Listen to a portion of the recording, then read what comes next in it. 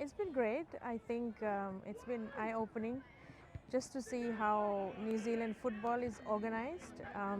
We have a lot to learn from a federation point of view and also from a club point of view, just in terms of how, like working with the structure of any football club, just being clear about the direction that you want for the club, where I see there's a really big push for community engagement here, like really working with your members and really building that. I think that's something that we lack back home.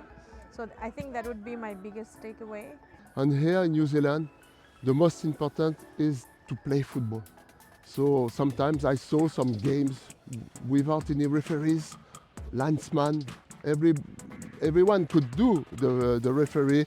For example, this morning a lot of people, volunteers around the grassroots, parents, it's important to involve the parents too. So, but a minimum of cones, just the kids playing around with the parents. It was so simple. So that's good for me and that's good for my colleague to see how it could be implemented and the simple way.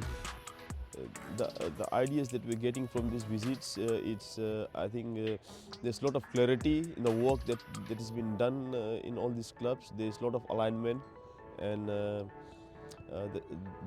everything is really well structured with a lot of support around them. So I think this is something that we'll take back to Fiji. We are doing program development work back in Fiji, no doubt, but this will give us extra edge, extra motivation, a lot of learnings from here that will help us to do our work better with more structure.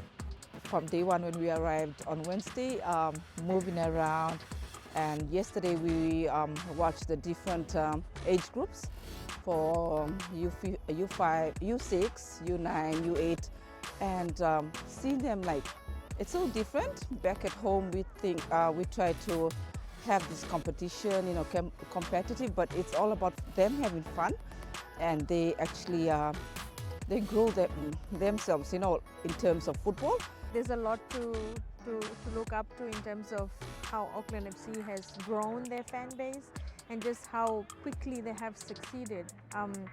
It was interesting that that they really focus a lot on their people and development, and working with the current setup already in New Zealand, like working with clubs on the ground and really not coming in as competition, but really working with what's there and really adjusting to the system. So instead of competing, you're actually building a bigger community that can feed off your success as well. So I thought that was quite interesting for me. They started 2 years ago we're barely a year old. So for us to be able to have that access to them, to how they work with their journey, like starting from scratch, which is pretty much what we've done as well with Bula FC, and just trying to build like a club, an identity, and trying to connect with like a community that could be part of the club. So if you see, like, to be honest, we always know New Zealand is the powerhouse in Oceania, and then there's still a gap between the rest of the Pacific and New Zealand, and we respect that, and we are also very happy that we are getting this opportunity to come and learn what is happening here and go back and implement back in our country so that we can close that gap. It's impressive in New Zealand here to see all the people around the football invest in football with their kids for nothing, just to be here and to share something with the kids. And it's like a force, it's a strength to, I think, when you're able to have this level of investment. So this is one thing maybe we will have to consider for Fiji. What's inspiring for me, which is something I feel that Fiji can take very quickly, is just the number of volunteer programs or sort of like volunteer-led activities that some of the clubs that we visited have. Pretty much all the sort of amateur clubs have a huge volunteer base. Everybody in major roles are volunteers, and they are doing it for the love of football, for the love of their community. And I feel like this is something we could also tap into.